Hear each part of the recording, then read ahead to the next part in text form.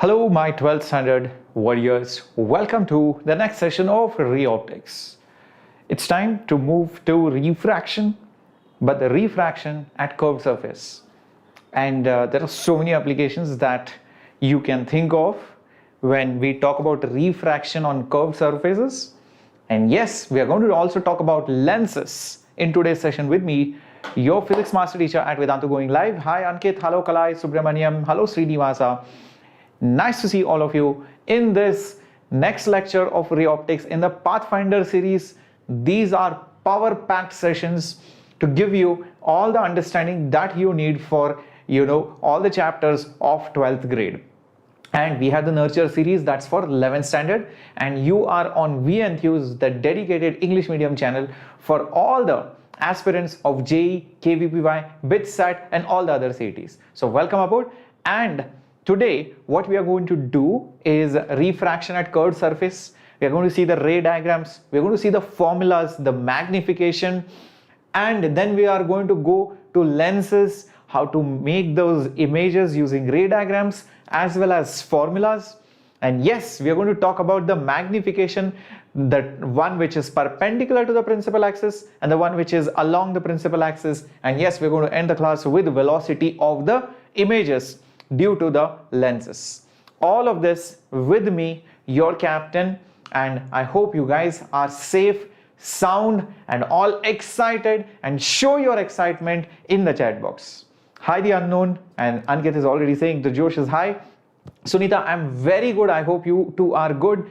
Good evening Srinivasa. And guys, if you want to know more about me, you can definitely follow me on my Instagram handle. You can get to know whatever I do. As well as, let me just give you a quick introduction. I have been training kids for more than a decade now, and here I am on YouTube to make sure that my learning spread to each and every nook and corner of the country and even across the borders.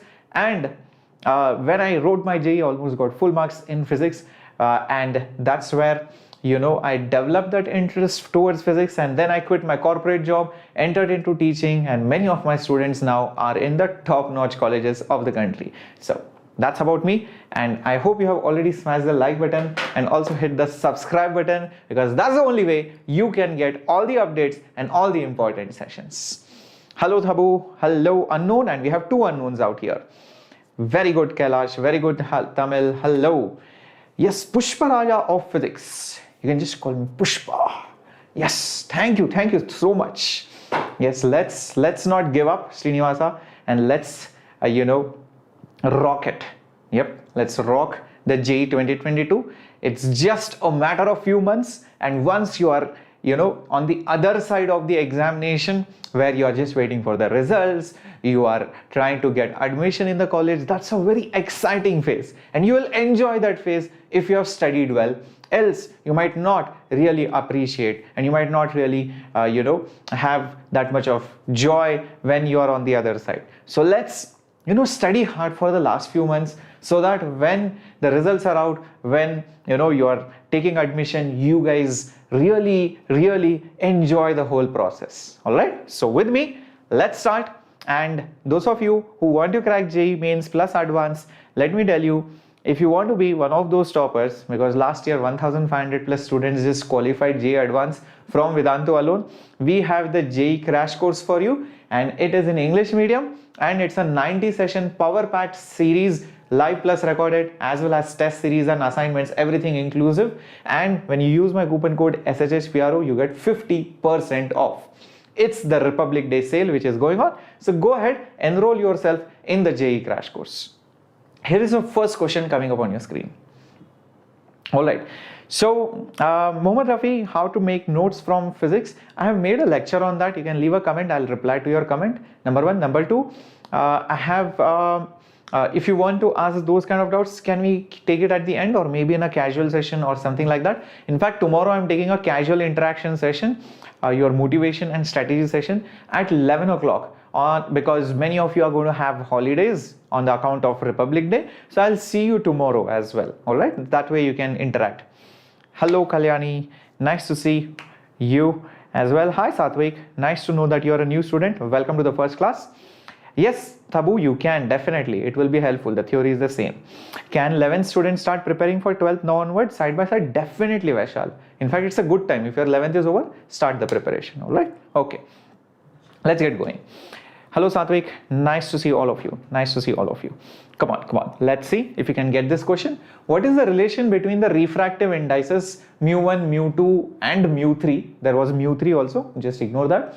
The behavior of the light is as shown in the figure. Notice it and think what should the answer be. Hello Anantek. Hello King. Okay. So first of all, if you want to understand the relationship between these mu's, remember you need to think of the Snell's law. Whenever light bends towards the normal, it enters the denser medium, and when it bends away from the normal, then it enters a rarer medium. And the reason why I have given you these diagrams is because I want you to realize these are nothing but lenses. And you can see it's a curved surface. This side is some material, the inside is some material, the outside on that side is some other refractive material. So when the refractive index changes and you have a curved surface, the rays will bend away towards, and depending on that you have different phenomena, different formulas that we are going to study. Now the simplest and the best way to solve this question is draw the normal, and you will immediately understand it. See, this is the curved surface. If you draw the normal over here, all right, you will understand this is the angle of incidence, this is the angle of refraction. Can you see it is bending towards the normal? It is bending towards the normal. So mu2 will be more than mu1. Do you guys get it? This is bending towards the normal. Hence, this will be dense medium as compared to this medium over here, rare. So hence, mu2 should be more than mu1. Similarly, if you think about this surface, again if you draw, okay, again if you draw, oops, yeah, it should be something like that. If you draw the normal, okay, so here you can see this is the angle of incidence and this is the angle of refraction. I hope you can see that, right? Everybody sees that.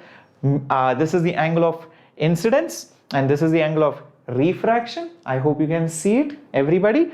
Now can you see it is again bending towards the normal? Can you see that? It is again bending towards the normal, my warriors. If it is bending towards the normal, then what will happen? It will be dense medium. This is dense and this is relatively rare. So mu3 will be more than mu2. So I hope you understand mu3 will be more than mu2. Agreed, everyone? Very good. Mu3 will be more than mu2. So that's the relationship between them. Perfecto. Now, here if you notice what has happened, a lot of you might think, okay, a lot of you might think there is no refraction which is happening. So what to do? Is there something wrong? Nothing is wrong. See, if the light is going without any bending, okay, it is not even bending away towards nothing. So that means there is no refraction which is happening, and that can only happen in one case, which is mu1 is equal to mu2. I hope this is clear. All right. So for this situation, I'll just put it right over here. So for this situation, okay, so mu1 will be equal to mu2. And over here, actually the ray should have bent here, but it's okay, ignore that. Here, if you draw the normal, this is the angle of incidence, and you can see it, this is the angle of refraction. The refraction is smaller than incident. It is bending towards the normal. Just shift this over here. This is some small error while drawing the diagram. So it is bending towards the normal. So definitely mu3 is a dense medium. That means mu3 is more than mu2. Mu3 is more than mu2. I hope this is clear. Everybody gets this? Perfect. Perfect. Yes, the unknown in the second picture, mu1 and mu2 are equal. Yes, mu3 is more than mu2. So that's how you're supposed to solve these. Now, let's talk about the refraction at the curved surface and the ray diagrams. Now, the lens of your camera, your eye, the paperweight which is transparent, so many things, the meniscus of a liquid is curved in a tube, right?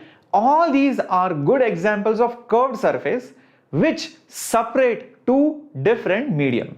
And when the light rays go through such kind of a medium, they bend and they form images, and we can find out where the image is, how the image is, whether it's erect, whether it's diminished, whether it's virtual, real, all these things.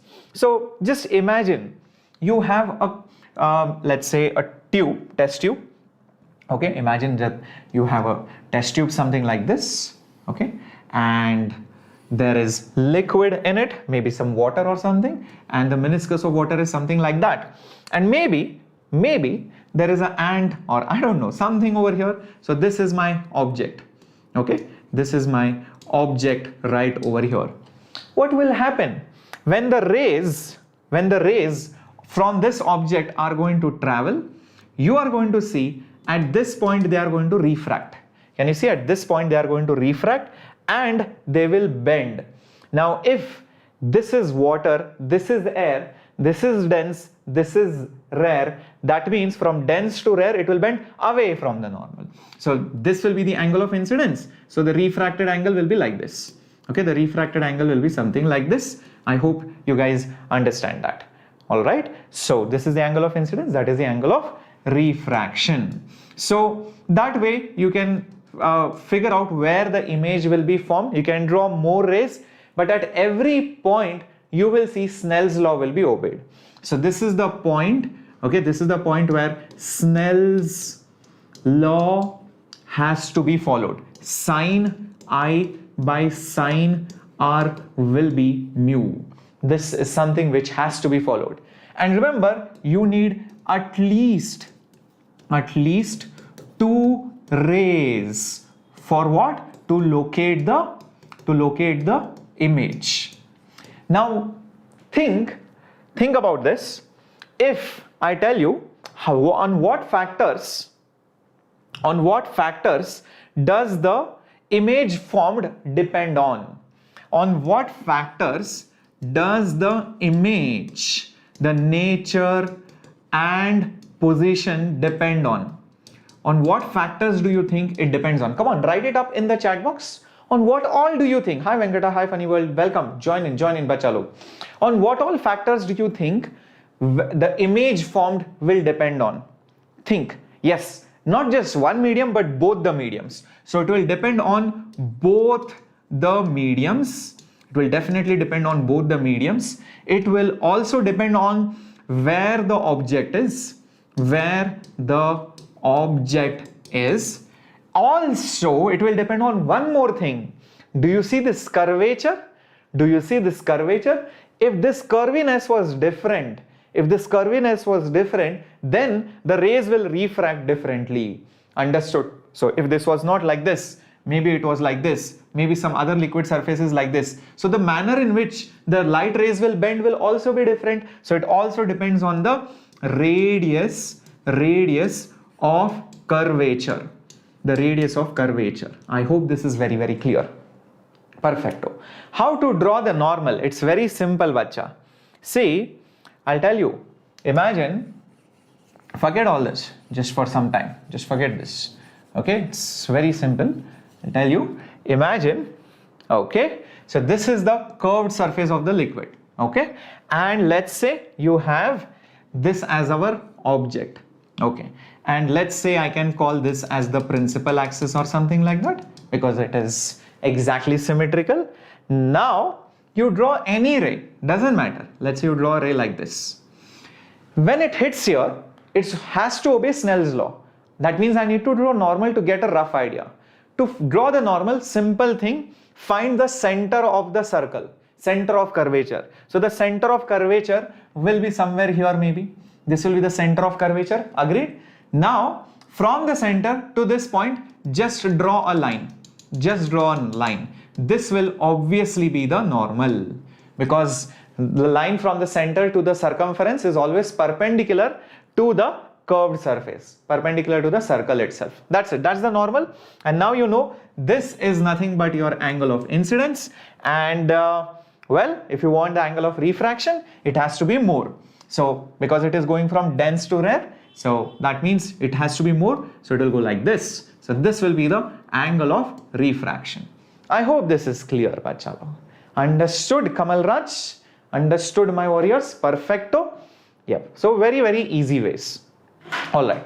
Now, what is the formula to locate the image? Now, the derivations and all is there in H.C. Verma. Plus, if you want the derivations, I have taken up the derivations in the Vedantu Pro subscription, which you can watch it for free.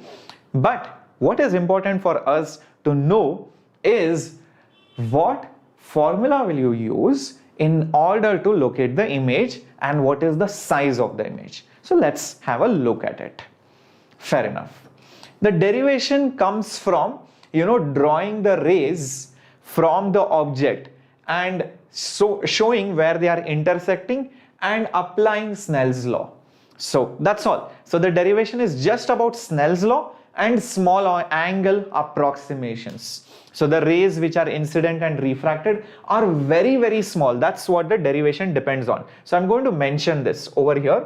The rays are paraxial. That is the assumption which is done. What is the meaning of paraxial? The rays are very close to the principal axis. That means all the angles that are involved are very, very small, and because of which you can make use of approximations like sine theta is roughly theta, which is also tan theta. So this is the first thing that is done while you derive the formula, and the next thing that you do is at this point you apply Snell's law. That's it. You apply Snell's law, use trigonometry and solve the questions, solve the equations, and what you get is what I'm going to show you on the next slide. Everybody fine till this point? Hello Pratiksha, hi Sohiti. So these are some of the examples which I wanted to show you. These are the very good examples where you have a curved surface which is separating two different medium and the rays are bending because of which the images are formed. Eye is also a very good example of curved surface refraction. In fact, there are multiple curved surfaces, multiple liquids, multiple layers inside your eye. The rays get refracted and you see crisp images. So what's the formula for that? What's the formula for curved surface refraction? Okay, here it is. I'll just put it up over here. So it is nothing but mu2 by V minus mu1 by U is equal to mu2 minus mu1 divided by R. Now, you might be wondering what is mu2, what is mu1, what is V, what is U, and what is R. Some of them are very obvious, but still let me mark them. V is nothing but image distance. Image distance. U is nothing but object distance. R is your radius of curvature. Radius of the curvature of that particular surface. Mu1 and mu2, what are they? Mu1 is the refractive index where the incident ray is. Incident. Wherever the incident ray is, that's the refractive index of that particular medium. And mu2 is refractive index where the refracted rays, where the refracted ray is going to move. So there are two mediums, mu1, mu2. There is a curved surface having some radius. So you will have mu1, mu2. Mu1 is where the incident rays, mu2 is where the refracted rays. As simple as that. So having said that, okay, it's there over here. Anyways, I'll erase it later on. You might be wondering, how do we solve problems using that? Don't worry, I'll help you with that. Don't worry about it. If I go back over here, you will notice in this side, there is an object, the ray is traveling here. So in this situation, mu1, the refractive index where the incident rays is the refractive index of this medium. Mu2 is the refractive index of this medium where the refracted ray has entered, and R is the radius of curvature of this curved surface. So this is that radius. I hope this is clear. Okay, so very, very important formula. You cannot ignore this, obviously. So this is the formula to locate the image. You will know all the parameters. The only unknown will be V most of the times. Now, there is also some magnification which occurs. Some magnification which occurs when you have an object in one medium and image which is formed somewhere else due to only one single surface. What's the magnification formula? Well, the formula looks like this. It might seem confusing. mu1 v, mu2 u, etc. Many people get confused how to remember this formula. I'll tell you, there is a very easy trick to remember this. See, first of all, let me tell you, for mirrors, what was it? For mirror, it was minus v by u, right? For mirror, it was minus v by u. Whenever you have, and mirror is nothing but reflection. This was reflection. Whenever you have refraction, the formula usually comes to v by u. There is no minus, there is only plus. But when you have a single surface refraction, only one surface, then it is not just v by u, you also have to take into account the refractive index on this side and that side. So, going back to our original formula, it was nothing but mu2 by v minus mu1 by u is equal to mu2 minus mu1 divided by r, right? So, all you need to do is the magnification for that curved refraction, will be just put v, just put u. Look at this formula which I just gave you. What is v divided by?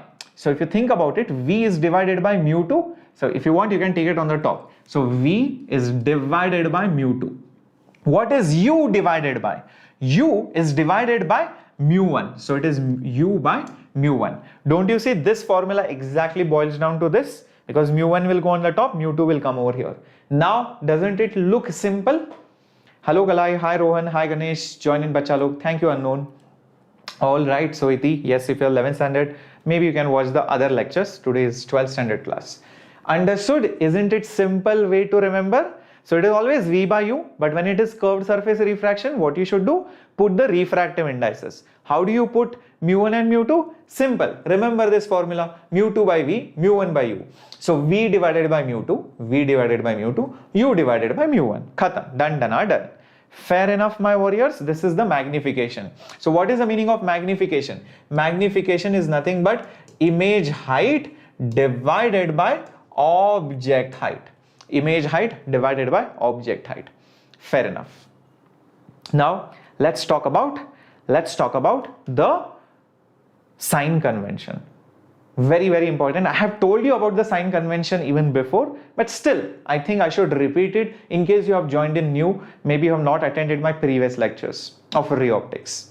See, the thing is, it's not that left is negative, right is positive. No, that's not true. Always the direction in which the incident rays go is positive. So anything opposite to that is negative. That's what you should remember. The direction in which the incident light moves is positive and upwards is also positive. So naturally downwards will be negative, and all the things opposite to the direction of the incident light, that will be negative. Okay. So if you have understood this, let's see if we can figure out the sign convention of this particular refraction. Imagine there is a curved surface. This is the principal axis. You might be wondering, where is the origin? Origin is always the pole. This is always the origin. Remember, this is the origin. Now, let's say we have an object over here. Let's say we have an object over here. So first thing you should do is draw the rays so that you get an idea of how the rays are moving, and then which is positive, which is negative. So the rays which will come here will refract like this. So obviously this is incident, this is incident, this is refracted, this is refracted. Fair enough? Okay, maybe the image, when you extend this behind, maybe let's say the image is formed over here. Maybe the image is formed over here. Now let's see if you can guess the signs of each one of them. First thing, object distance u, then image distance v, and radius of curvature. Think carefully and put up the signs: positive, negative, negative, negative, positive, positive, negative, positive, negative, positive, positive, positive, whatever it is. Yep. Think carefully and let me know. Is u positive or negative? Object distance, always measure it from the pole. You can see the object is on the left side, and which is positive. Think about it, rays are going like that. That means this is your positive side and this is your negative side. That means very clearly the object distance is negative. Image is on the left side, you can see that. So definitely image distance is also negative. Perfecto. And for the last one, radius of curvature. For that radius of curvature, think where is your center? This is where the center of curvature is. Center of curvature is on the positive side. So if the center of curvature is on the positive side, even the radius of curvature is positive. Always look at the coordinate of the center of curvature. See where the center is. That's how you get the sign of R. A lot of people forget even the radius has a sign. Yep, the radius has a sign same as of the center of curvature. Got it, my warriors? Perfect. So this is the sign convention that you need to follow. Let's solve a question based on curved surface refraction. Yep, I hope this is clear. A fish sees the smiling face. A fish sees the smiling face of a scuba diver. This is a scuba diver. It doesn't even look like a smiling face. It looks like that guy has some chicken pox. I don't know. Okay. Through a bubble. This is the air bubble and this is all underwater. Compared to the face of the actual face of the diver, not driver, this is supposed to be diver. Okay, you can't have a driver inside, it's a diver. Okay, the image seen by the fish will be how much? Okay, let's see. Shri Harishchit, I am completing the syllabus. That's why these lectures are being conducted, bacha. Last year I have completed the syllabus. Now this year we are completing the syllabus in just few more days. That's it, done. I hope you had seen my post. All right. So last few chapters remaining and then we are done, and all chapters in detail, not like in a hurry burry or one chapter completed in one lecture. So what do we do? Draw the air bubble. Okay, this is the air bubble. Okay, I'll just draw the principal axis. Fair enough. And then I'll also think about the refractive indices. This outer one is water, that means it is dense. And the inner one is obviously air. That means because it's an air bubble in water, that means it is a rare medium. Now think this way. The rays which will come, the rays of light which will come from the object is somewhere here. This is where the object is. This is where the object is. The rays which will come like this. What will happen to those rays? Think about it. They have to bend, right? So I think I need to draw the normal. So let's draw the normal. This is the center. So just draw the normal like that. So you will understand what is happening. This is the normal. Obviously, now you can see that this is the angle of incidence. This is the angle of incidence. So the ray from water to air, dense to rare, it will bend away from the normal. It will bend away from the normal. So that means it will go like this. It will go like this. Correct? It has to go away from the normal. This is the refracted angle. Now it will reach here. Once it reaches here, let's see what happens. Again draw the normal. So let's say I draw the normal over here. So this is the another normal. Now again see what is the angle of incidence. This is your angle of incidence. It's going from rare to dense. So it should bend towards the normal. That means it should go like this. It should bend towards the normal. So this is the final ray. Now obviously the rays are going like that, but it will not meet there, but most likely when you extend it backwards, that's when it's going to meet. So if I would extend it backwards, probably something like this, probably this is where the image will be formed. This is where the image will be formed somewhere over here. So obviously the rays won't meet there. So if you draw more rays like that, you will be able to see where the rays are exactly meeting to locate the image, but you get a general idea. The rays when extended backwards will be meeting here. That means this image will be virtual image. Why is it a virtual image? Because the rays are actually going like that. You have to pull it backwards, extend it backwards to make them intersect. I have not shown other rays, but I know if I show other rays, then also they will meet at this point when pulled or extended backwards. So it's a virtual image. It is erect and it is small. So that means you should get an erect and small image. Where is it? Small and erect? Yep, option A is correct. Option A is correct. This option will be correct. Understood, my warriors? Perfecto. Very good to know that, Sri Harshit. Yes, Pratiksha, A is correct. Some of you were saying C option should be correct, but no, it is not. Let's move on to the next one coming up on your screen. One end of a horizontal cylindrical glass rod. Okay, this is the horizontal cylindrical glass rod. Radius is given, the radius of curvature, refractive index is given, rounded shape. An object of 0.5 millimeter height is placed perpendicular to the axis of the rod at a distance of 20 centimeter from the rounded edge. Locate the image and find its height. Let's do this question. The important question, you will learn how to apply the formulas with sign convention. First things first, observe this. You will notice this is your principal axis, this is where your object is, and next this is where your pole is. So this is where your pole is, and this is your incident rays. These are your incident rays. That means this side, of course, this side will be your positive side and this side will be your negative side. Next thing, the center of curvature is right over here. This is your center of curvature. You can see that. So all the things are marked. So let's start doing the question. What is the formula that you're going to use? Obviously, one second.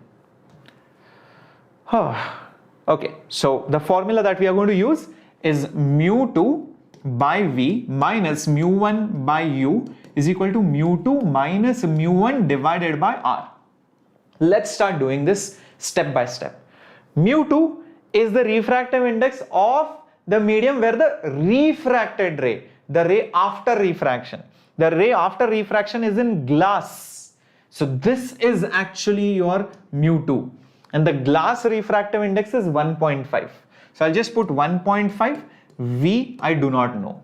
Mu1, refractive index of the incident ray. This will be mu1, this side. So that is air divided by object distance. The object is at 20 but on the negative side. Yep, do you see that? So shouldn't it be minus 20? That's it. Mu2 minus mu1. Mu2 minus mu1, that is 1.5 minus 1. 1.5 minus 1. Same order is followed. R, radius of curvature, I think that is also given 5 centimeter, but should you take it as plus or minus? Center is on the positive side of the origin. So yes, it is positive. So plus 5. Fair enough. 1.5 is nothing but 3 by 2 into V. Minus minus plus, take it on the other side. Plus again becomes minus, so minus 1 by 20. And here I will get 1.5 minus 1 is 0.5. 0.5 divided by 5. So it will be 0.5 divided by 5, which is nothing but 0.5 divided by 5 is 1 by 10. So it will be nothing but 1 by 10 minus 1 by 20. You can take the LCM, which will be 2 minus 1 divided by 20, which is nothing but 1 by 20. So that is 3 by 2V. Now this 2 gets cancelled with this 20, it will become 10. So naturally V will become 3 into 10, 3 into 10. Therefore your V will be equal to 30 centimeters. So that is your first answer. Where is the image formed? It is formed at plus 30 centimeters. If it is formed at plus 30 centimeters, is it going to be real or virtual? Is it going to be real or virtual? Think about it. Yes, Rohit, it is already uploaded in the Telegram channel. In the Telegram channel, after every lecture, I upload the PDF of all the sessions, including whatever I write. So if you are a part of the Telegram, you will get it. Hello, Afaf, good evening. Hello, Eslavat Akash. I hope I'm pronouncing it properly. Hi, Naduri. Okay, it's not virtual. You guys got it wrong. It's going to be real image. Remember, this is not a mirror. This is a refracting surface. Yes, Kamal Raj, it's a real image. The rays will meet after the refraction. If the image is formed here, then it's this side. See, imagine this is the refracting surface. You are seeing from here. Object is here. Image is also formed there. So if you see from here, you will just see probably a magnified or a diminished or some kind of an image on that side itself. That's when it is virtual. So for lenses refraction, understand the convention goes exactly opposite. Okay, great. Next thing, the magnification part. So for magnification, what did I tell you? So for magnification, because I need the height of the image, remember it is V by U, but instead of V you put V by mu2, V by mu2 and U by mu1. That's it. So it will become V mu1 divided by U mu2. That's it. Now start substituting the values. So V is 30. So 30, mu1 is 1. All right. U is nothing but minus 20. So it is minus 20 into mu2 is nothing but 3 by 2 or 1.5. So this will become nothing but 0 cancels, 2 into 1.5, that is just nothing but 3 itself. So the answer is minus 1. So magnification is minus 1. That means height of the image upon height of the object is minus 1. That means height of the image is minus 1 times height of the object. What is the height of the object? It is 0.5 millimeters. So 0.5 millimeters. So it is minus 0.5 millimeters. That means it is of the same size, but it is inverted. It is of the same size, but it is inverted. That minus sign signifies inversion. Understood? Very good, Shankar. Perfecto. Hello, Kalai. Very good question. It tells you how to apply the formulas, how to apply the concepts for curved surface refraction. If you solve this question, next questions you will find it really easy. All right, moving ahead, let's talk about lenses now. See, when you just have one surface, we have seen the formula, which was mu2 by V minus mu1 by U is equal to mu2 minus mu1 by R and all of that. But imagine two curved surfaces together. Two curved surfaces together is nothing but a lens. As simple as that. There's nothing great about it. So a lens is nothing but two curved surfaces, nothing else. So you have two basic kinds of lenses, convex and concave, but you can have many more kinds of lenses like plano-convex, plano-concave, concavo-convex, all of that.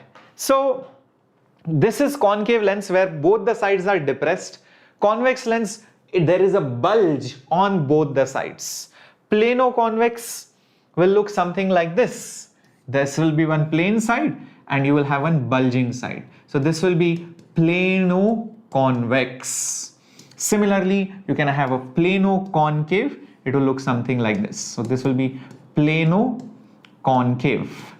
Okay, so you can have multiple kinds of lenses, guys, and you can also have this kind, maybe like this.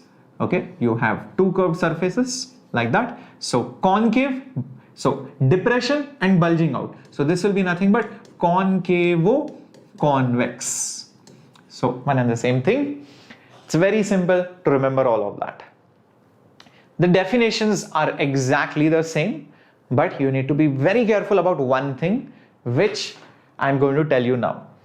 See, pole, principal axis, all of that is very simple. Here in lenses you get two additional terms, which is the surface's radius of curvature. The radius of curvature of basically the two curved surfaces. So if this is a convex lens, observe this. The rays of the light will fall on the surface. But out of the two surfaces, where do they fall first? On this side. That will be your first surface. After entering, refracting, then they go hit the other surface. That becomes your second surface. So the radius of curvature is dependent on where the light rays hit first and next. So R1 and R2 are defined accordingly. So this will become R1 and this will become R2. Lot of people think, oh, it's on the left, it is R1. If it is on the right, it is R2. No. It's not like that. Left and right has got nothing to do with it. It's all about which surface refracts first, which surface refracts second. So there are two radius of curvature. Let's see if you can guys can get this very easily. If you have a curved surface like this and a flat surface like that. Okay, if you have a flat surface over here, this is your principal axis. Let's say the object is placed here Let's see if you can get this. R1 and R2. Okay. Can you guys think, is R1 positive or negative? Is R2 positive or negative? Think about it. R1 positive or negative? Think about it and let me know. Okay. So this is the object, right? Observe. The rays of the light will go first here. They will get refracted and then they will come over here. So don't you see, this is your first surface and this is your second surface. Can you see that, my warriors? Perfecto. Now R1, the radius of curvature of this surface, the radius of curvature of this surface, this is your R1, but remember the rays are going like that, so this is your positive side, this is your negative side, so R1 will be negative. I hope you can see that. R1 will be negative. Understood? No, R1 is not positive. All of you got it wrong. All of you got it wrong. Ramya, I will start it in February, not before that. So R1 is negative. Many of you got it wrong. Understood why R1 is negative? This is your pole.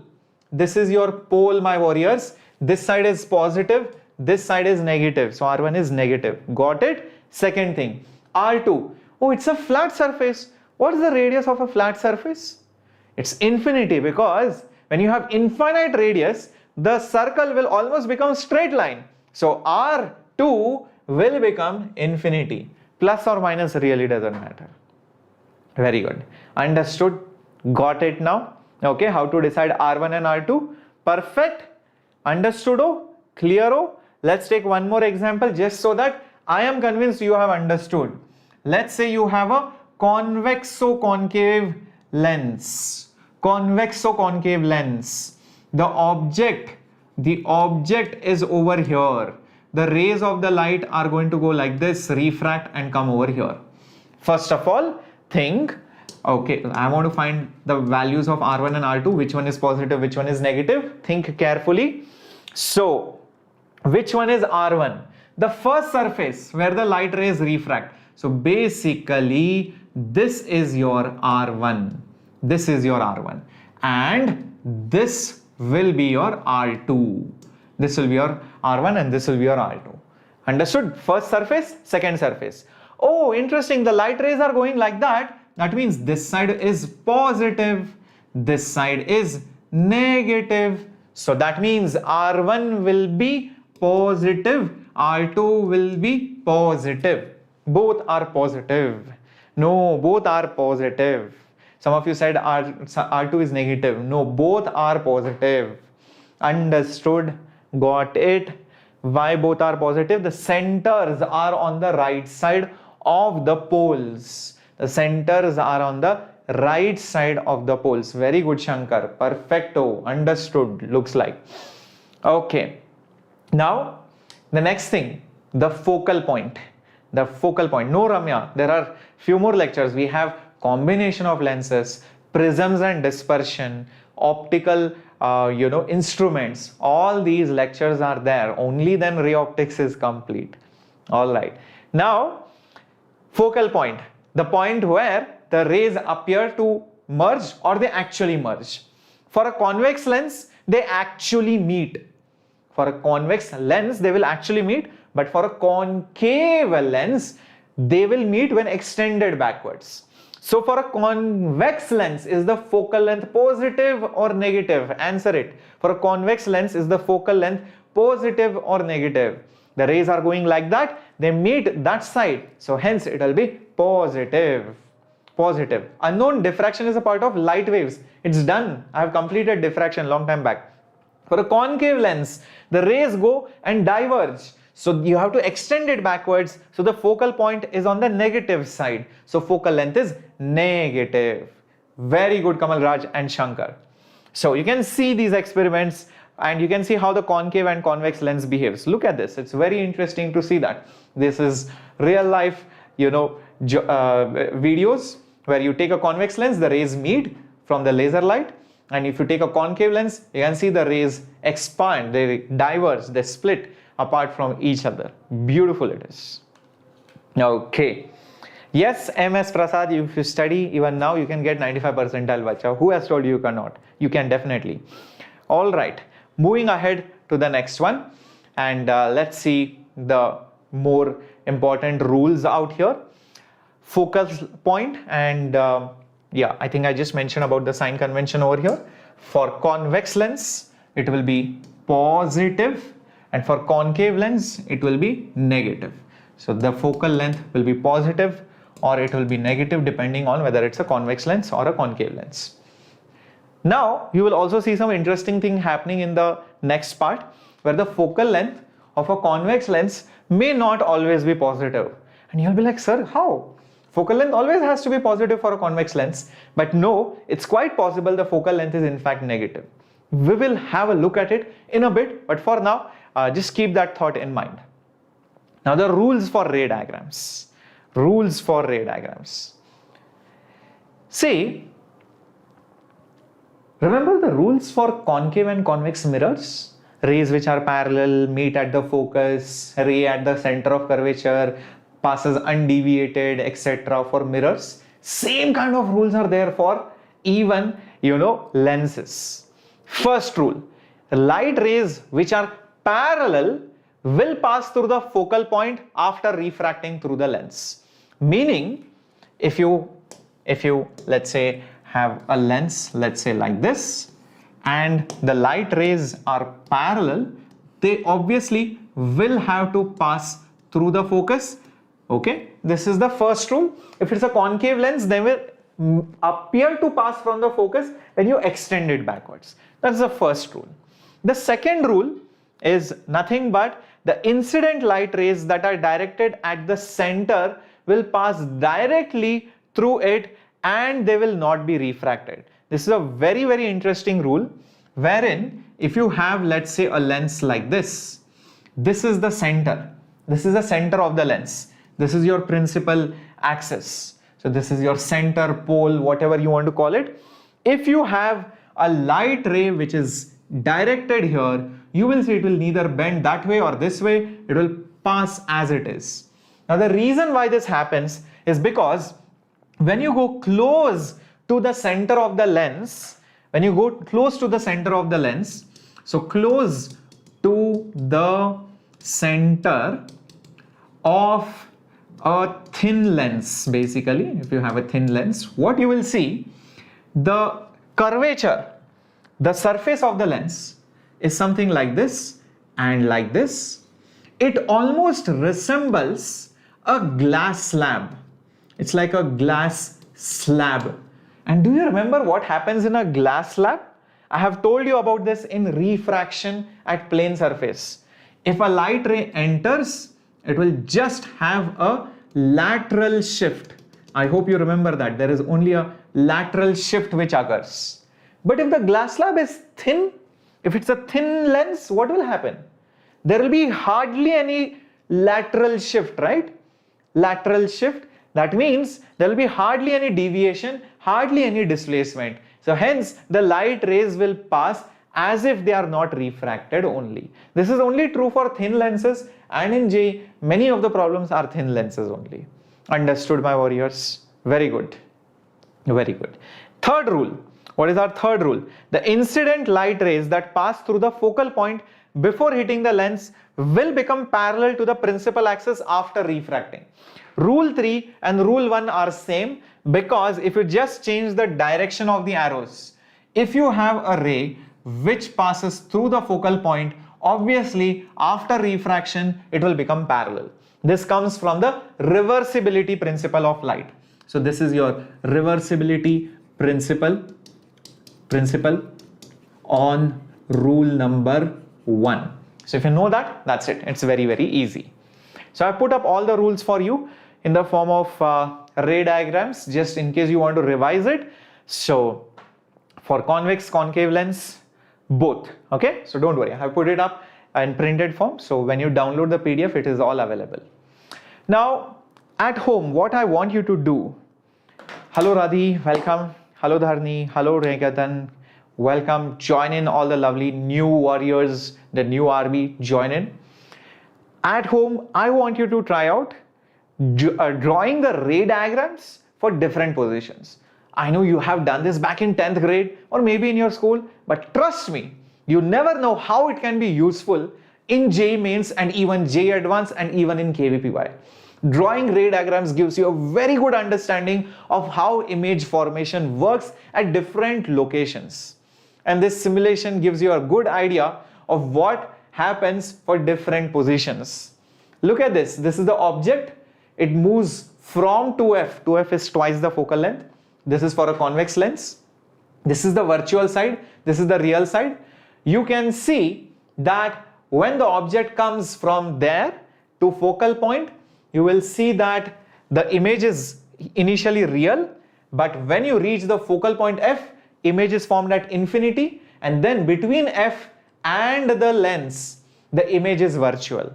So observe, till infinity, till f, the images are real on this side, but only when you reach f, it is infinity, that means no image is formed, and only here the image formed is virtual and enlarged. So when you use a convex lens like a magnifying glass, answer this question. When you use the lens as a magnifying glass, where is the object placed? This is the convex lens. You are seeing from here. The object is placed here so that the image is enlarged. Understood? The object is placed here so that the image is enlarged, virtual and erect. I hope this is clear. Bifocal lens is basically, we are going to study that probably in optical defects, where you have both convex, concave lenses to take care of both the kind of defects that are there in your eyes. All right, don't worry about it. One is reading glass, one is far viewing glass. All right, and you can see other times it is always on this side and it is inverted. All right, very, very interesting. Very good, very good. So this is a very good simulation. You can have a look at it again and again and just leaving it in front of you. Similarly, oh, by the way, this is what you have to do at home. This is your homework. Try to do this and see what kind of images do you get at different points. The second thing you should do at home is for a concave lens, obviously. Again, in concave lens, it is actually relatively simple because for most of the positions, the image is erect, image is diminished, and it is virtual. So for concave lens, you can see this is the object, this is the image. The image is always erect, it's virtual, it's on this side, and it is diminished, except for the point where you reach the focal point. Only at the focal point, the image will become infinitely large, or basically you will not be able to see it, in short. All right, great. So that's what it is. Perfecto. Thank you, thank you. Yes. Yeah, this is very much similar like concave mirror, Shankar. Yeah, these lectures are from basics. Thank you, Radhi. How many questions many have required for our chapter? Aswat, you should solve as many as you can. There is no limitation. At least 200 questions at home you should be able to practice. Minimum 150. At least you can reach on an average 200 questions for a chapter. Okay, so sign convention for a lens. Let's do a quick problem on your screen now. Let's do a quick problem. Let's say I have a lens like this. Let's say this is my object. Let's say, I don't know, don't worry about the lens type and all. This is, let's say, the image. Okay, let's see if you can figure out what is the sign of U, V, R1 and R2. Let's see how many of you can figure this out. What is the sign of U, V, R1 and R2? Come on guys, this is very, very simple, not that difficult at all. This is the object. So the rays will come like this, right? This is your incident ray. This is your incident ray. It is going this way. That means it will be positive this side. This side will be negative. And this is your pole. This is your pole, the origin. Now you start marking the answers. U is on the left side, so negative. V is also on the left side, image is on the left side, so also negative because it's on this side of the diagram. R1, the first surface, observe it carefully. This is your first surface. This will be your R1. I hope you can see that. This is basically your R1. Center of curvature is here. Center of curvature is here, so it is positive. R2, radius of curvature of the second surface. This is your R2. This is your R2 and center of curvature is here. It's on this side, so that's why it is negative. That's it. Done, done, are done. Got it? Very good. Perfecto. Yep. U is negative, V is negative, R1 is positive, R2 is negative. So that's how you basically remember the sign convention. Okay, I think I put all this stuff in the other slide. I should have put it somewhere else. My bad. So I'll just erase this for now. Okay. Now, talking about the Lensmaker formula. Lensmaker, what does the name tell you? To make a lens, what should be the radius, the refractive index, so that you get a lens of a particular focal length. Now, when you notice that there are two curved surfaces, curved surface 1 and curved surface 2. If you apply the formula of curved surface refraction twice, I'll repeat, curved surface refraction, curved surface refraction. If you apply it twice, basically you get a lens. That's it. Correct? So that's how the Lensmaker formula is arrived at. You write the formula for this surface and then this surface. That's it. You get it. The formula for making the lens comes out to be like this. 1 by f is mu minus 1, 1 by r1 minus 1 by r2. Very, very straightforward formula. Let me write down what each term means. Be careful. This mu is the refractive index of the glass or of the lens with respect to the medium outside. With respect to the medium outside. That means if you change the medium outside, the mu value will change because it is relative refractive index, and that's why the focal length can also change. Focal length also can change. Keep that in mind. R1 and R2, same thing. This is R1, this is R2. Radius of curvature of this surface, radius of curvature of this surface. Common mistake which students do is they forget that this is 1 by f.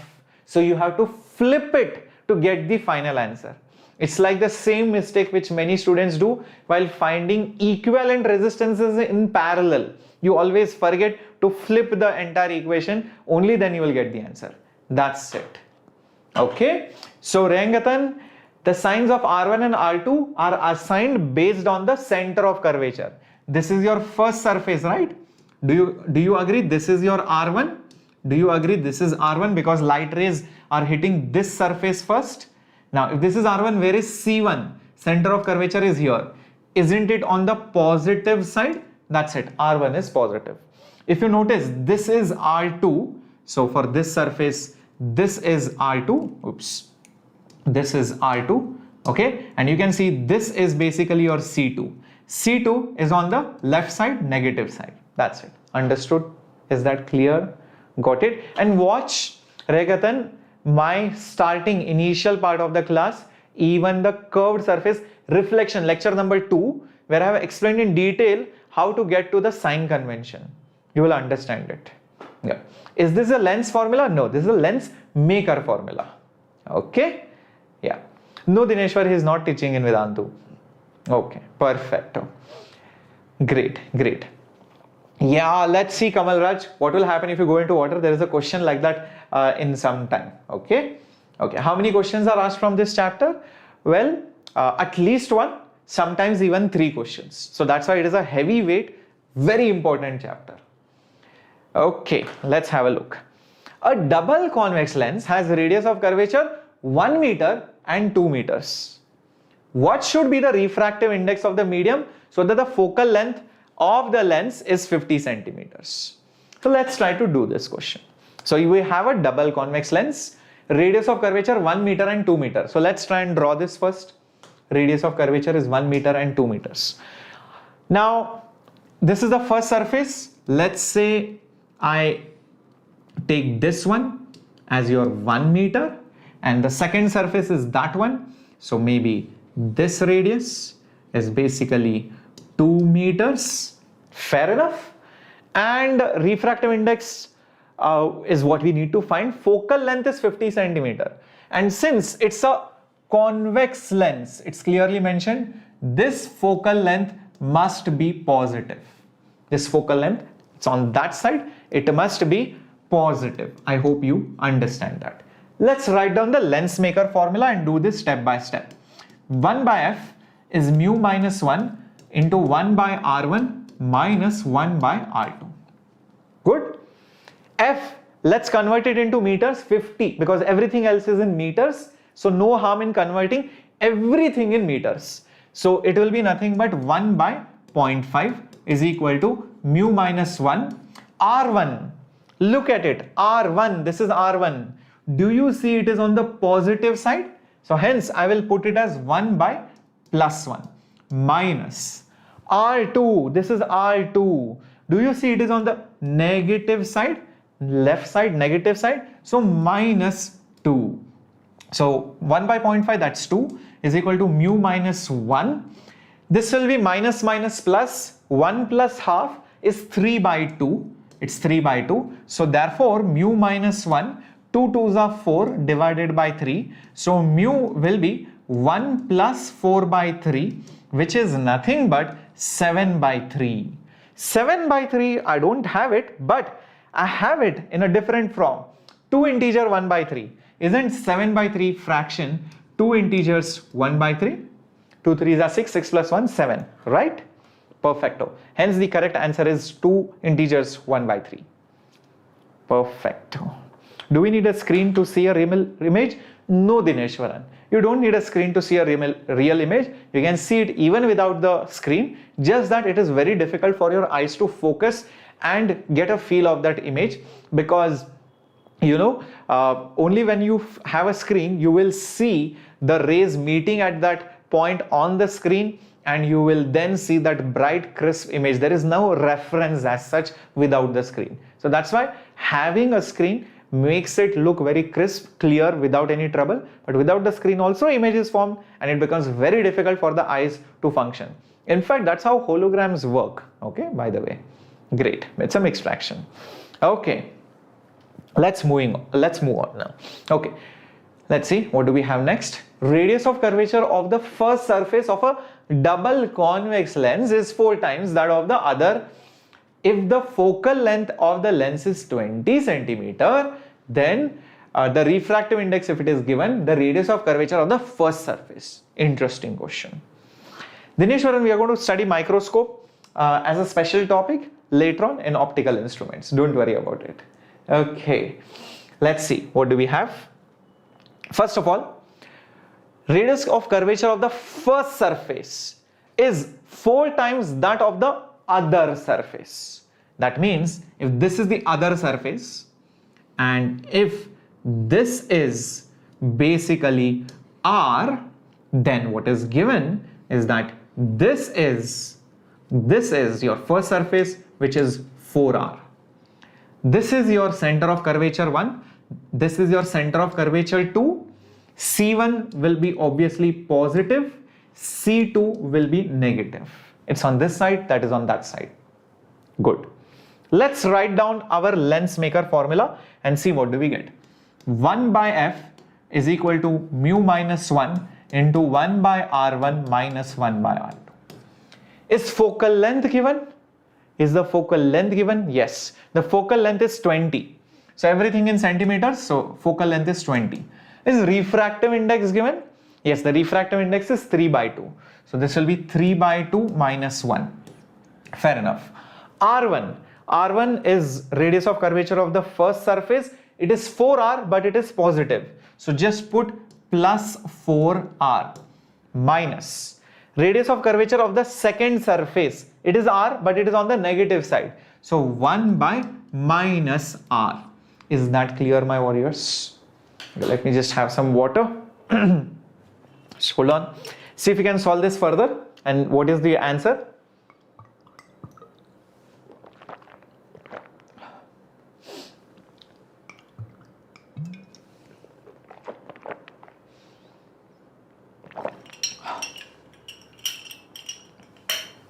Okay, have a look. Is it minus 3 by 4? Okay, let's have a look. So this will become 1 by 20 is equal to 1 by 2. 3 by 2 minus 1 is 1 by 2. Minus minus will become plus. In fact, 1 by r will also come out common. 1 by 4 plus 1 is nothing but 5 by 4. Fair enough. So this 2 will go with this 20 as 10. This 4 will go with this 10 like this. This will become 5. So r will become 5 5s are 25, and this 2 remains 25 by 2 centimeters, which is nothing but 12.5 centimeters. So many students will probably mark D option. Many students will mark D option, but that is not correct. Read the question carefully. Radius of curvature of the first surface.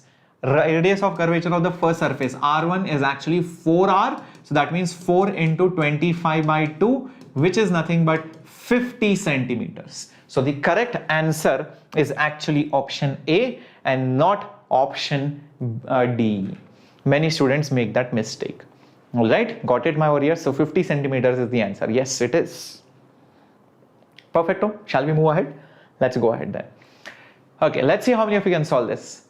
There is an object which is behaving as a convex lens in air, but it behaves like a concave lens in water. How is it possible? Maybe it is possible. Then the refractive index is a substance behaving as a convex lens in air, behaves as a concave in water, then its refractive index is. All right. I'll tell you what is the catch in this problem. 1 by f is nothing but mu minus 1 into 1 by r1 minus 1 by r2. Now if you talk about convex lens looks like this. This is r1, which is positive, and this is r2, which is negative. So if r1 is positive, r2 is negative, meaning this will become 1 by positive number upon 1 by a negative number. Minus minus will become plus, so this will become a positive number. Whatever is there inside this will always be positive. Here you will get mu minus 1 as it is. This will be mu minus 1. Now think about it. Object, that lens behaves like a convex in air, concave in water. That means the sign of the focal length is changing. And how can that happen? Think carefully. If it is positive, that means mu minus 1 should be positive. Understood? If f is positive, that means mu minus 1 is positive. That means mu is more than 1. That's what it means. And similarly, if focal length is negative, that means mu minus 1 is less than 0. That means mu is less than 1. What does it mean? This mu is always the relative refractive index, in case you have forgotten. This mu is always relative refractive index with respect to outside medium. So if mu is more than 1, it just means the lens refractive index is more than that of the medium outside. So if it is positive means convex. That means the lens has more refractive index than that of air. So normal rays go parallel and they meet in air, right? So when the medium outside is air, they just meet. So that's a convex lens. So for convex lens, the focal length is positive. We all know that for convex lens. But the moment it behaves like a concave lens, that's when the focal length is negative. When it behaves like a concave lens, focal length is negative, that's this case.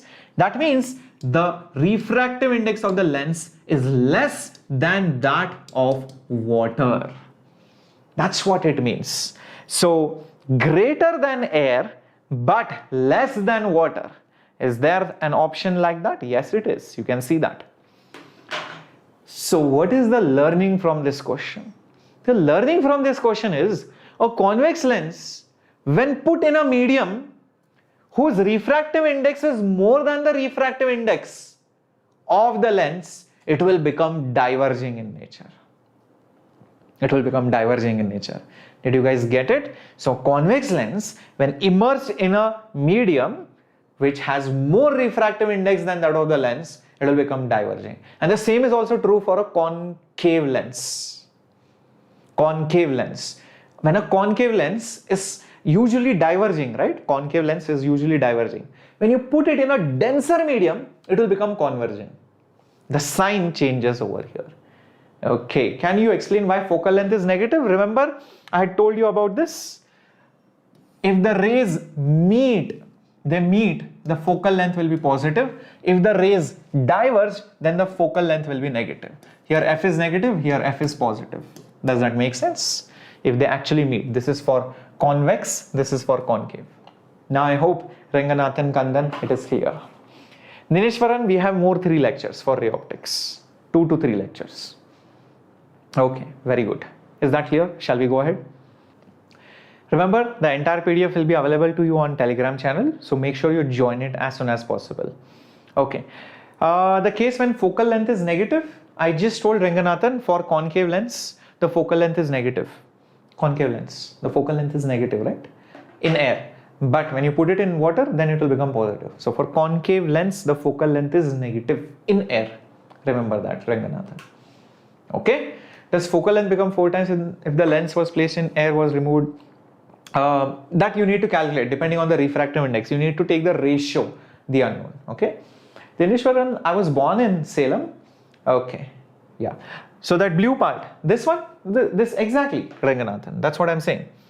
So you can see this. If you have a concave lens, what will happen? The rays will diverge, right? The rays diverge. Where is the focal point? It is here. What is it? It's negative, right? So that's it. The focal length is negative. I hope that is clear. Fair enough. Got it, bacha log. Shall we move ahead? Understood? Yep. All right. Let's move on. Now, next thing, lens formula. Okay, lens formula.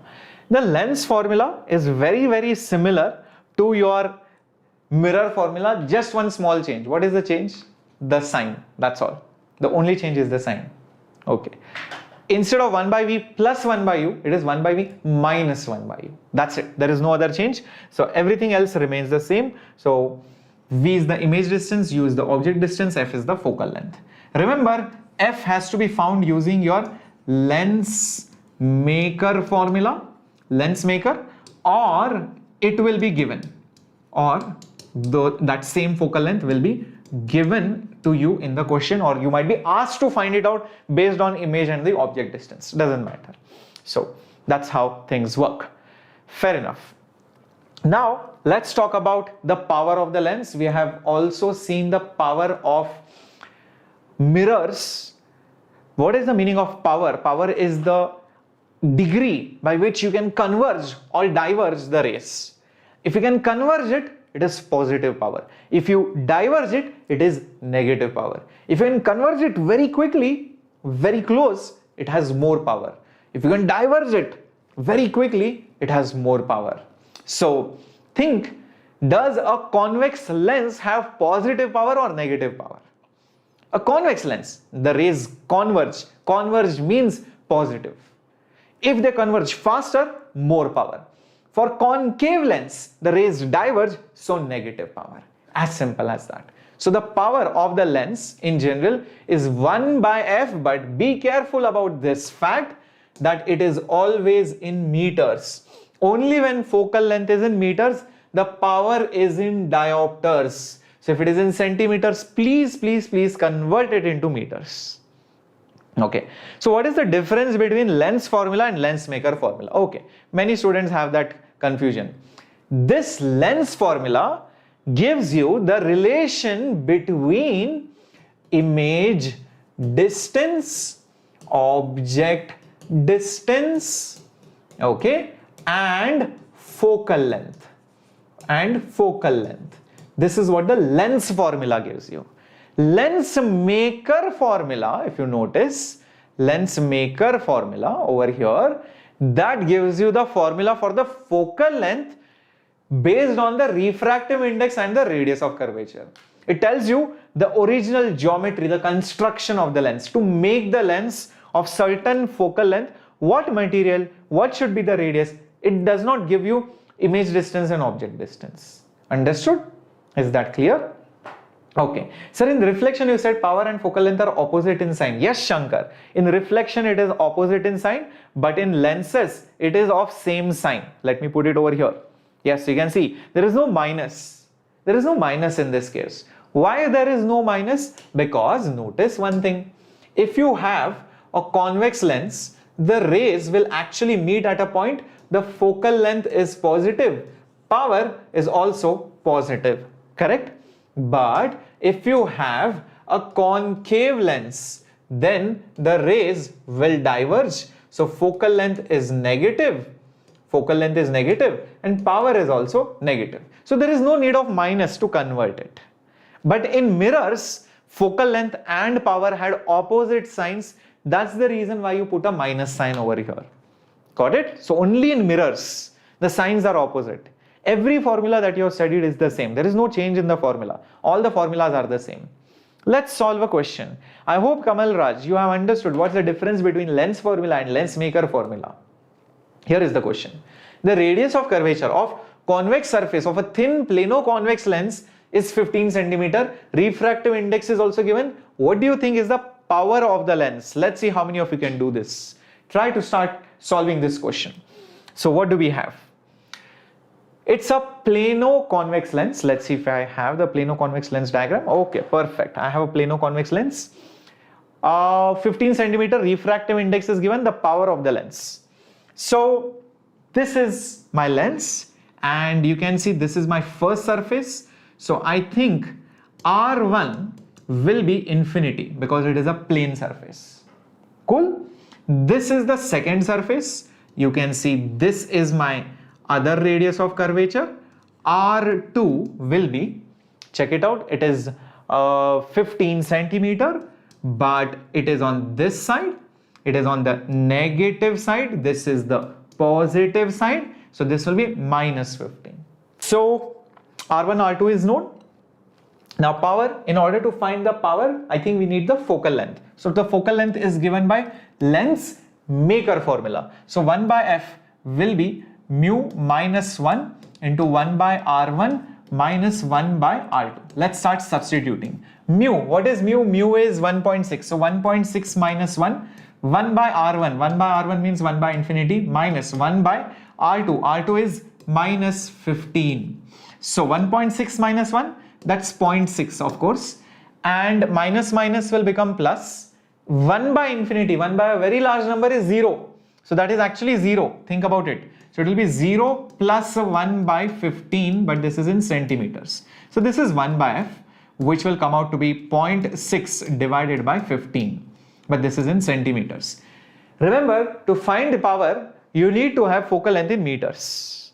You need to have focal length in meters. So let's convert that. So power is 1 by f, but f has to be in meters. So it will be 0.6 divided by 15 centimeter is 15 into 10 to the power minus 2 meters, which is 0.6 into 10 to the power 2 divided by 15, which is nothing but 60 divided by 15, which is 4. So power is 4 diopters. 4 diopters. Understood, my warriors? Yes, the power is 4 diopters. Perfecto. So I hope now you understand the difference between lens formula, Lensmaker formula. Lensmaker is used to figure out what is the focal length based on the geometry and the materials, and power has to be found out by focal length, 1 by f. Fair enough. Let's solve more questions, but before that, magnification and image velocities and all of that. You already, why option B and C were same, is it?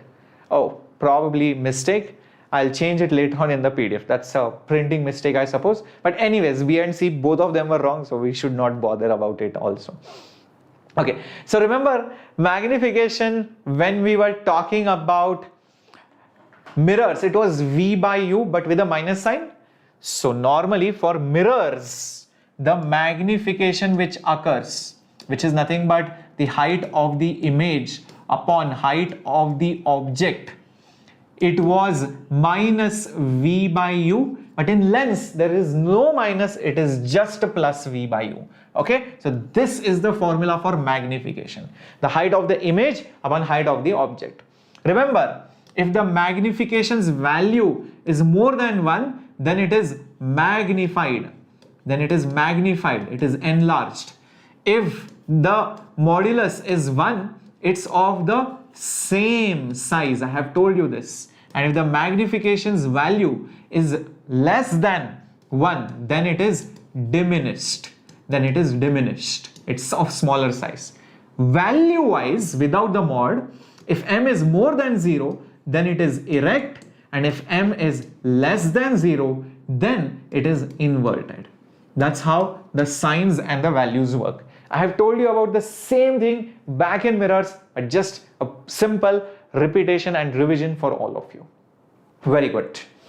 Yes, Vishwa, you can definitely watch the previous lectures. It's there in the playlist as well as the past videos. Every video gets recorded and you will see that in the past lectures. Longitudinal magnification, in case you have forgotten about it. Remember, when you have any mirror, lens, etc., if this is, let's say, your object, the object will have certain width. So this is the width of the object. The image will also have some width. These widths are along the principal axis. So the longitudinal magnification is width of the image upon the width of the object. It's all how many times are you stretching it along the principal axis. So an object placed this way, after refraction through the lens might get elongated, not just like this, it might also get stretched in this manner. So that times use this formula, and this turns out to be v square by u square. There is no minus sign. Remember, in mirrors there was minus v square by u square, but in case of lenses you do not have the minus sign. There is no minus sign. Yes. So the sign for power, there is, like I said, Kamal Raj, positive means converging, negative means diverging. Okay. And P is plus 1 by F. Perfecto. Let's get moving to the next one. Remember, again in mirrors, if object was moving, then the image will also move with respect to the mirror. Same way, in case of lenses, if the object is moving, the image will also move with respect to the lens. The formulas are again similar. It's the same thing you will notice. The image velocity upon the object velocity will be v square by u square. Same formula, there is no change whatsoever. Remember, same formula. There is nothing else. Yes, Dineshwaran, somebody else is controlling the chat. Obviously, I don't have a magical power where I can control the chats. I'm teaching over here. Yes, we have another admin who is going to control the chats. Correct. All right. So remember these are similar formulas. Let's start with some questions. Probably that way you will understand how to apply these formulas. Okay. Here is your first question coming up on your screen. You have a convex lens, and like you can see over here, it has certain focal length and it is placed somewhere between the object and the screen. The distance between the object and the screen is x. If the numerical value of the magnification is m, then what is the focal length? Okay, let's draw the situation and then we'll develop an understanding and then start solving the question. So we have a convex lens right over here, and this is our principal axis. This is our screen, and this is where our object is. Perfect. The distance between the screen and the object is x. The distance between the screen and the object is x. How much is the distance between object and the lens? Not given. Object and the screen? Not given. Question is find the focal length, but magnification is given. Guys, if you're using the screen, what kind of image is it? Is it not a real image? Obviously, let's see what and all we can conclude. Obviously, if you're getting the image on the screen, it is a real image. And for a convex lens, when do you get a real image? For a convex lens, when do you get a real image? Think, I have told you this.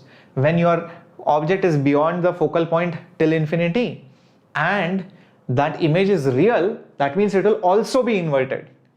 Do you agree? If it is on the screen, it is real. And if it is real for convex, then for sure it will be inverted in nature.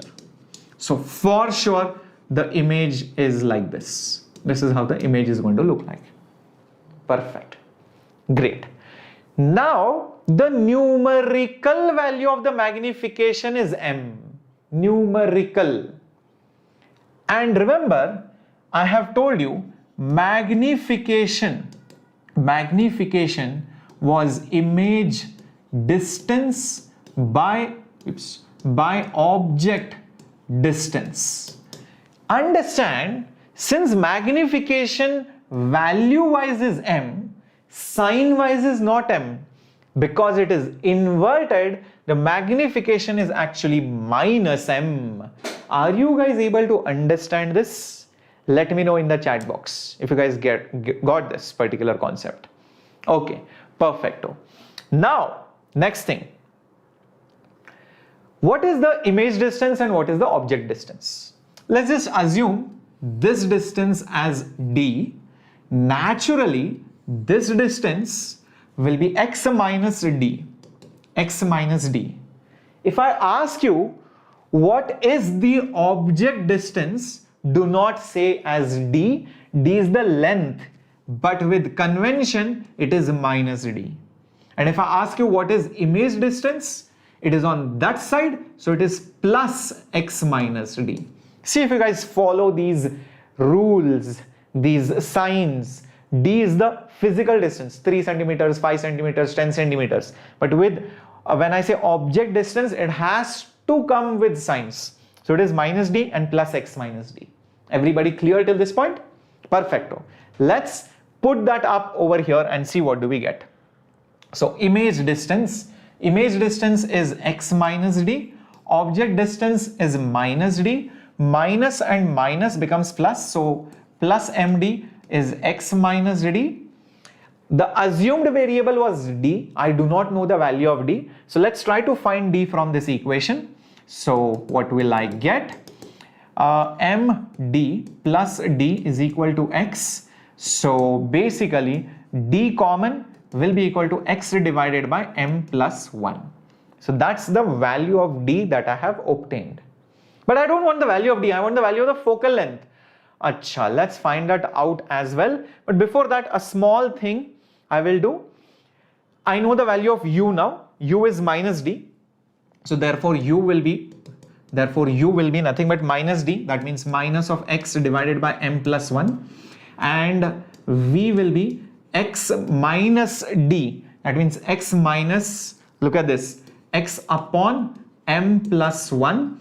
So you can take x common from here and it will be 1 minus 1 by m plus 1. So it will be x into m plus 1 minus 1 divided by m plus 1, which is nothing but mx divided by m plus 1. That is the value of v I got. I got the value of u, I got the value of v now. Everything in terms of x and m. Everything is in terms of m and x. That means I can find the focal length using which formula? Using which formula? Obviously, lens formula. So what was your lens formula? It was 1 by v minus 1 by u is equal to 1 by f. Yes, the lens formula. Now, I know u and v from here, so flip v and u and substitute it over here. 1 by v means flip it, it will become m plus 1 divided by mx minus 1 by u, use flip, reciprocal, it will be minus m plus 1 divided by x, of course, okay, is equal to 1 by f. Minus minus will become plus and m plus 1 is common, so m plus 1 common, and here you have 1 by mx plus 1 by x. That's what you get as 1 by f. So m plus 1, here you can see x is same everywhere, so I can just take x common. 1 by m plus 1 will become 1 plus m divided by m, and that will be 1 by f. Okay, 1 plus m, that will become 1 plus m whole square divided by mx is equal to 1 by f. So naturally f will be equal to mx divided by 1 plus m the whole square. I hope that answer is there somewhere. Yes, option A looks like it should be correct. Mx upon m plus 1 whole square. Very good. Yes. Understood, my warriors? Understood, my warriors. That's a brilliant question. Here the main catch is many students mistake the sign for magnification. They think magnification is m. No, it is minus m. And that you will understand only if you know the ray diagrams. That's the reason why I told you to practice ray diagrams, if you remember, so that it stays in your head. The moment for a convex lens it is on the screen, it should be inverted, and if it is inverted, the sign of m will be negative. Rest all are just geometries, sign conventions and substitutions. But it's a good question. Yep, option A is correct. Moving on to the next one.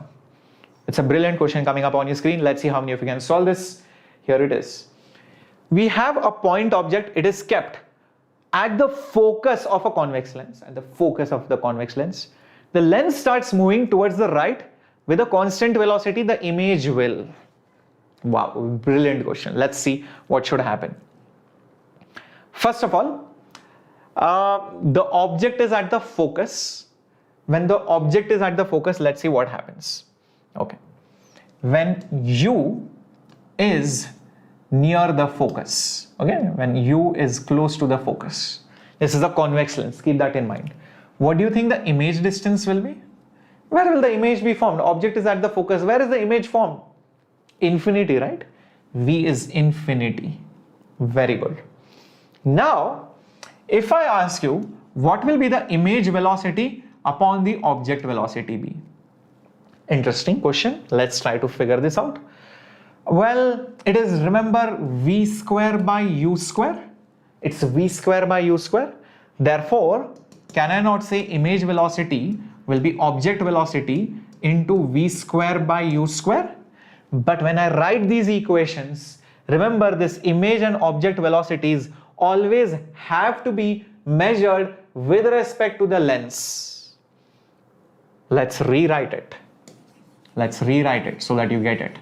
Remember, here the lens itself is moving. When the lens itself moves, you need to make sure you sit on the lens and solve the problem, else you will get the wrong answer. So when I write this equation, what I'm going to ensure is that velocity of the image with respect to the lens on velocity of the object with respect to the lens is v square by u square. So velocity of the image with respect to the lens is v square by u square to velocity of the object with respect to the lens. This is my modified equation that I'm going to use. It's all with respect to the lens. Now think, you are on the lens, what will you see the object doing? You are on the lens and you see the object. The lens is moving this way. For the lens, the object will go that way. So shouldn't the velocity of the object with respect to the lens be this way, like this, v, the same v, it will go like this, right? Agree, disagree? If the lens goes that way, for the lens, the object goes that way. Perfectly with velocity v. So think, I know this value, so what will be the velocity of the image with respect to the lens? Everything with respect to the lens. V by u, v is infinity, infinity by f whole square, and velocity this way. Infinity square, doesn't matter, whatever is there everywhere else. Infinity, very large number, square it, very large. This will become a very large number. Velocity of the image with respect to the lens is a very large number. Got it? Perfecto. Now, this is all with respect to the lens, not with respect to ground. The question says the image will move left, move right. Everything is with, okay, let me just put it over here. It's with respect to ground frame. Like, sir, it is not written. Yes, when it is not written, it is understood, or it is always implied that it is with respect to the ground. Understand that. So you need to shift it from lens frame to the ground frame. How do you do that? Well, that's not difficult. Just make use of this logic. Velocity of the image with respect to ground will be velocity of the image with respect to lens plus velocity of the lens with respect to ground. This is the formula you have been using in relative velocity. V13 is V12 plus V23. I hope you remember that from 11th standard relative motion, second or third chapter. V13 is V12 plus V23. So observe that over here and apply it. So velocity of the image with respect to ground will be VIL. VIL is infinity plus, and that too doesn't matter which side it is moving. Oh, sorry, it matters. This will be moving towards your left side because this velocity was towards the left. So the image will also move towards the left side with infinite speed. Whatever is the sign of this velocity will be the sign of this velocity. So it's moving with infinite velocity with the left side. And add the velocity of the lens with respect to the ground. The velocity of the lens with respect to ground is like this, towards the right side. Infinitely large number to the left plus a small number towards the right will be obviously a large number towards the left. So where is the image moving with respect to the ground? It is definitely moving towards the left side. It's definitely moving towards the left side. Understood, my warriors? This is a brilliant question, but you have not even solved it completely. It's an advanced type of question. I'm warning you in advance. All right. Now, the second part is even more tricky, but if you have understood till here, everything else will look like a copy paste. Think this is when the object was at the focal point. As you take the lens far away, the object will move far away from the lens. The object will keep going far away from the lens. Eventually, the object will reach very large distance. That means the object will be at infinity. Where will the image be formed? The image will be formed at the focal length. Correct? Image will be formed at the focal length. Now, what is the velocity of the object with respect to the lens? Velocity of object with respect to the lens is left side. So that means it is V but towards the left. What will be the velocity of the image with respect to the lens? Use this formula. V square by U square. V square, that means F by infinity whole square into this velocity. Guys, this is a very small number. This is very small number. This is almost zero. Very small. 0.01 meters per second towards the left side. Hardly anything, decimal values. So that's the velocity of the image with respect to lens, but I want it with respect to ground. So velocity of image with respect to ground will be this value, which is negligible towards the left, plus velocity of the lens with respect to the ground. Velocity of the lens with respect to ground, that is right side. 0 plus anything is that anything only. So this will be approximately nothing but this V itself. That means it is towards the right side. First it was left, now it is right. So that means first moves towards the left and then moves towards the right. Option D is correct. Yes, Abhishek Patra, definitely you can get loan. There are private banks, many institutions which offer loans for education. Definitely you can get loans. Don't worry about it. Oh, Ankita, you are very late, but there are a lot of fun questions which have happened today. Did you enjoy this question? It looks very easy, right? Because statements are there. You think that it is conceptual. But do you see that so much of mathematical analysis, logical thinking, manipulations, limits, everything are involved over here. That's why it's a very good advanced level question. Moving on to the next one. And this is the last question coming up on your screen. And here it is. Hi, Trinath. Find the longitudinal magnification of an object of finite width which is placed at 20 centimeters left of a diverging lens of focal length 30 centimeters, minus 30 centimeters. So what do we have? We have a diverging lens, that means concave lens. The focal length is minus 30 centimeters. You have an object of finite width. Okay, over here, this is the object. Okay, this is the principal axis. The question is, what can you tell about the image? How much is the magnification longitudinal along the principal axis? Let's do this. In order to find magnification, what do we need? V and U. U is object distance. Object distance, is it mentioned? Yes. This is basically 20 centimeters. Image distance not mentioned, so first find that out. How do you find the image distance? Lens formula, not Lensmaker, lens formula. So let's use that. 1 by V minus 1 by U is equal to 1 by F. Therefore, 1 by V, I do not know V. U is left side, so minus 20 centimeters. Focal length is also negative, so minus 30. Therefore, 1 by V, minus minus plus, take it over there, that plus becomes minus. So it will be minus 1 by 30 minus 1 by 20. So take that minus sign common. 30, 20, LCM will be 60. And here you will have 2 plus 3 when you take the LCM. So it will become minus 5 by 60, which is nothing but minus 1 by 12. 12 5s are 60. So therefore, V will be equal to minus 12 centimeters. But that's not what has been asked. What has been asked is the longitudinal magnification. And we all know the formula for longitudinal magnification is V square by U square. V is 12. So don't worry about the minus sign because it is getting squared. 12 square divided by U. U is 20 over there, 20. So 20 square. Now 12 and 20 both are divisible by 4. So 4 3s are 12. So that means it will become 3. 4 5s are 20. So 3 by 5 whole square. 3 by 5 is nothing but 0.6. So 0.6 square. 0.6 square is 36. So it will become 0.36. So that's your magnification that's occurring longitudinally. Is 0.36 there? Yes, it is there over here. That's how you do it. Perfecto. No, it's not D, it is C option, Shankar. Be careful. It's C option.